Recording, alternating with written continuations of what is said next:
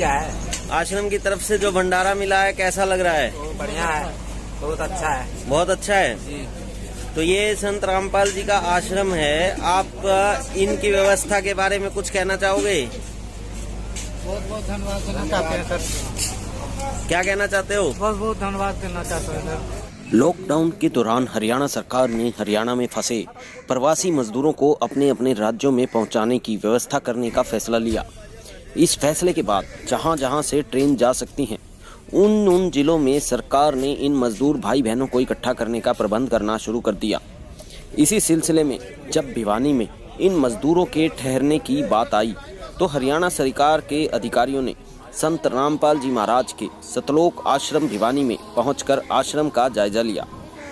ADC Bhiwani, SDM Bhiwani और तहसीलदार समेत police वालों ने आश्रम में पहुंचकर जब जायजा लिया तो उनके मुंह से अपने आप ये शब्द निकले कि इससे अच्छी व्यवस्था पूरे भिवानी में कहीं नहीं हो सकती।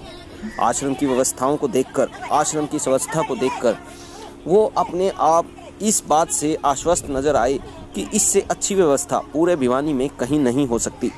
उसके बाद सब हरियाणा सरकार के अधिकारियों ने जब सतलोक आश्रम की मैनेजमेंट कमेटी से इस बारे में बात की तो आश्रम की प्रबंधक कमेटी का कहना था कि संत रामपाल जी के आदेशानुसार उनके शिष्यों ने तो हमेशा ही समाज की सेवा में बढ़ चढ़ कर भाग लिया है, चाहे वह ब्लड डोनेशन की बात हो, देहदान हो, दहेज प्रथा को जड़ से खत्म करने की बात हो, अंतरजातीय दहेज रहित विवाहों का आयोजन हो या लाखों लोगों के लिए कबीर भंडारे जैसे बड़े बड़े आयोजन करने हो। तब आश्रम की कमेटी ने ये एसडीएम भिवानी को आश्वासन दिया कि इन प्रवासी मजदूरों के रुकने के साथ साथ चाय, पानी और भंडारे की व्यवस्था भी आश्रम की तरफ से ही की जाएगी और इसलिए अब हरियाणा सरकार को इनके रुकने के लिए निश्चिंत हो जाना चाहिए। इतना सुनकर सभी अधिकारी बिल्कुल निश्चिंत होकर आश्रम से चले गए और शाम होते होते 6 मई 2020 को बिहार जाने वाले सैकड़ों मजदूर सतलोक आश्रम भिवानी में पहुंच गए। साथ ही साथ उन्हें ले जाने के लिए हरियाणा रोडवेज की बसें और पुलिस भी सतलोक आश्रम में पहुंची। सतलोक आश्रम भिवानी में संत रामपाल जी के शिष्यों द्वारा की गई व्यवस्था से मजदूर भाइयों समेत सभी सरकारी अधिकारी, रोडवेज बसों के ड्राइवर, कंडक्टर और पुलिस वाले भी बहुत खुश नजर आए। आश्रम में आए इन सभी लोगों ने संत रामपाल जी का सत्संग भी सुना और संत रामपाल जी की लिखी गीता तेरा ज्ञान अमृत, आध्यात्मिक ज्ञान का गोला और अंधश्रद्धा भक्ति खतराए जानन नामक पुस्तकें भी अपने साथ ले जाने के लिए ले ली। मजदूर भाइयों का ये भी कहना था कि ऐसे समय में ऐसा खाना और व्यवस्था भगवान के अलावा कोई नहीं कर सकता।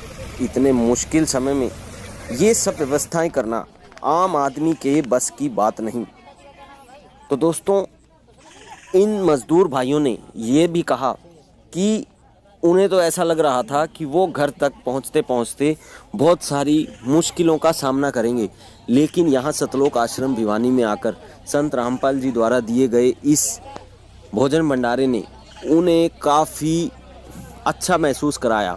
और इसके साथ साथ संत रामपाल जी के शिष्यों द्वारा इन मजदूर भाइयों के लिए जाते हुए पैकिंग के खाने की पैकिंग की व्यवस्था भी की गई थी।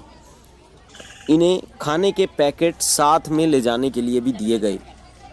तो दोस्तों, आप सब से भी प्रार्थना है कि पूर्ण सतगुरु रामपाल जी महाराज की पुस्तकें तथा सत्संग सुनकर आप भी सच जानने की कोशिश जरूर करें, क्योंकि कबीर साहब ने कहा है, मानुष जन्म दुर्लभ है, मिले न बारंबार, जैसे तरुवर से पत्ता टूट गिरे, बहोर न लगता डार। धन्यवाद।